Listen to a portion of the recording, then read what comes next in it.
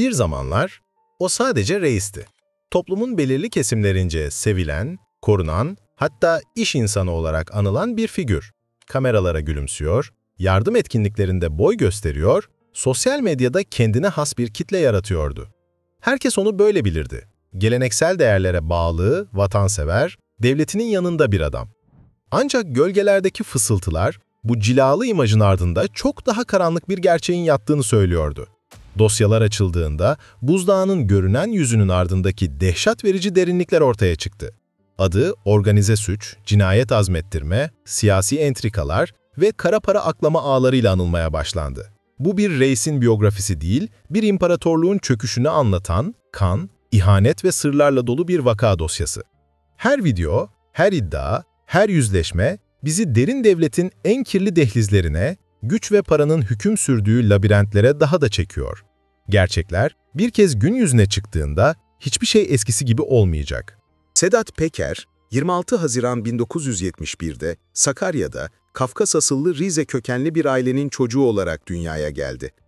Ailesi, Osmanlı-Rus savaşları sırasında Anadolu'ya göç eden Kafkas muhacirlerinden gelmektedir. Çocukluk ve gençlik yıllarının büyük bir kısmını Almanya'da geçirdiği biliniyor. Bu erken dönemde saldırgan davranışlar göstermeye başladığı ve 13 yaşında boks sporuna yöneldiği belirtiliyor. Peker'in suça bulaşması genç yaşlarda başladı. Henüz 17 yaşındayken ilk kez hapis cezasına çarptırıldı. Bu ilk hapis deneyimi çevresinde reis lakabının yayılmasına zemin hazırladı. 1990'ların başında mafya dünyasında hızla yükselişe geçti. 1990 yılında bir ortağıyla kurduğu otomobil bakım servisinin dolandırıcılık iddialarıyla gündeme gelmesi, Peker'in yasa dışı faaliyetlere yönelişinin ilk ciddi işaretiydi. Bu olayın ardından ortağından ayrılarak kendi suç ağını kurmaya başladı. 1997'de Rize'de kaçakçı Abdullah Topçu'nun öldürülmesiyle suçlandı ancak delil yetersizliğinden serbest bırakıldı. Aynı davada Peker'in 2 adımı müebbet hapse mahkum edildi. Bu olay Peker'in ismini organize suç dünyasında perçinledi. 1990'lı yıllar Türkiye'de mafya örgütlenmelerinin zirve yaptığı bir dönemdi ve Sedat Peker bu süreçte adını duyuran en önemli figürlerden biri haline geldi. Tehditle tahsilat, zorla alıkoyma, adam öldürmeye azmettirme gibi suçlamalarla defalarca yargılandı.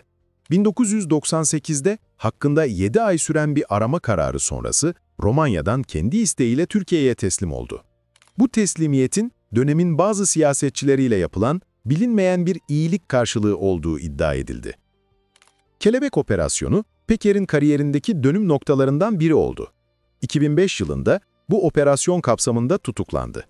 İstanbul 9. Ağır Ceza Mahkemesi'nde yargılanarak çıkar amaçlı suç örgütü kurmak ve yönetmek, kişiyi hürriyetinden yoksun kılmak ve evrakta sahtecilik gibi suçlardan toplam 14 yıl 5 ay 10 gün hapis cezasına çarptırıldı.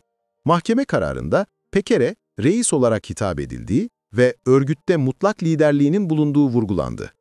Cezaevindeyken Ergenekon davasında da yargılandı ve silahlı terör örgütü kurma suçundan 10 yıl hapis cezası aldı. 2014 yılında özel yetkili mahkemelerin kararlarına ilişkin yasa değişikliği ve uzun tutukluluk süresi nedeniyle tahliye edildi. Tahliyesinin ardından iş insanı kimliğiyle ön plana çıkmaya çalıştı, hatta bazı yardım faaliyetleriyle gündeme geldi. Kocaeli Spastik Engelliler Derneği ve Erken Doğan Çocukları Yaşatma Derneği gibi kuruluşlara yardımlarda bulundu. Ancak bu süreç, 2019'da hakkında yeniden organize suç örgütü liderliği iddialarıyla yeni soruşturmalar açılmasıyla sekteye uğradı. Sedat Peker'in kişiliği, karmaşık ve çelişkili özellikler barındırır. Kendini pan-Türkist ve Turanist olarak tanımlayan Peker'in, bu ideolojilere bağlılık, vatanseverlik söylemleriyle destekçiler topladığı bilinmektedir. Röportajlarında ülkücü olmadığını belirtse de, ülkücüler arasında geniş bir destekçi kitlesi bulunmaktadır. Medya ve halkla ilişkiler konusunda oldukça yetenekli olduğu, özellikle sosyal medyayı etkili kullandığı gözlemlenmiştir. Adına şarkılar yazılması, bakanlarla, generallerle, futbolcularla fotoğraf çektirmesi, 2000'li yıllarda Sedat Peker'in yeğeniyim ifadesinin yaygın bir kalıp haline gelmesi, onun kamuoyu üzerindeki etkisini göstermektedir. Peker, bir yandan devletinin yanında duran, hayırsever imajı çizerken, diğer yandan tehditvari ve şiddet içeren söylemlerden çekinmemiştir.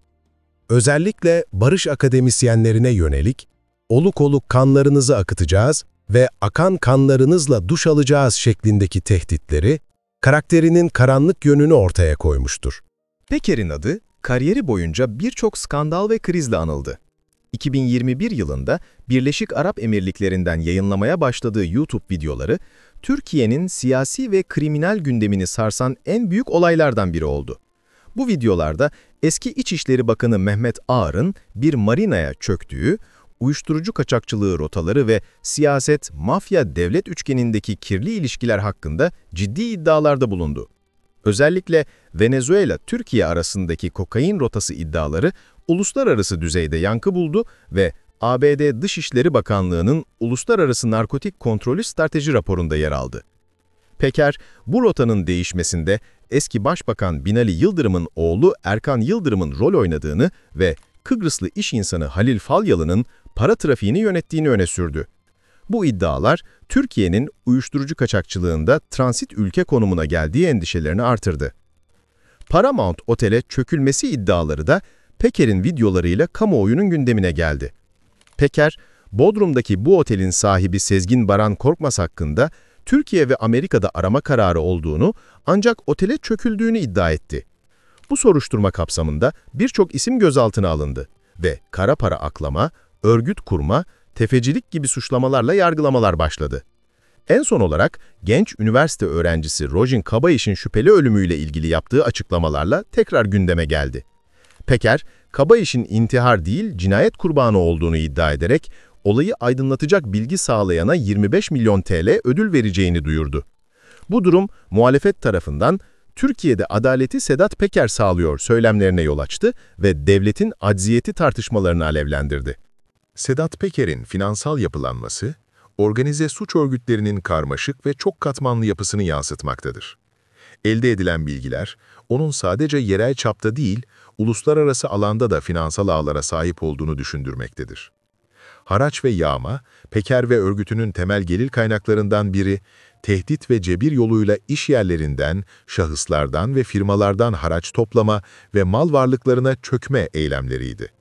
Anadolu Cumhuriyet Başsavcılığı'nın hazırladığı iddianamelerde, Peker'in var olan suç örgütünün korkutucu gücünden faydalanarak silahla yağma suçuna azmettirme suçundan yüzlerce yıl hapsi istenmektedir. Bu, elde edilen maddi çıkarın boyutunu gözler önüne sermektedir. Tefecilik, yargılandığı davalar arasında tefecilik suçlaması da bulunmaktadır. Yüksek faizlerle borç vererek veya borç batağındaki şirketlere el koyarak maddi çıkar sağladığı iddia edilmektedir.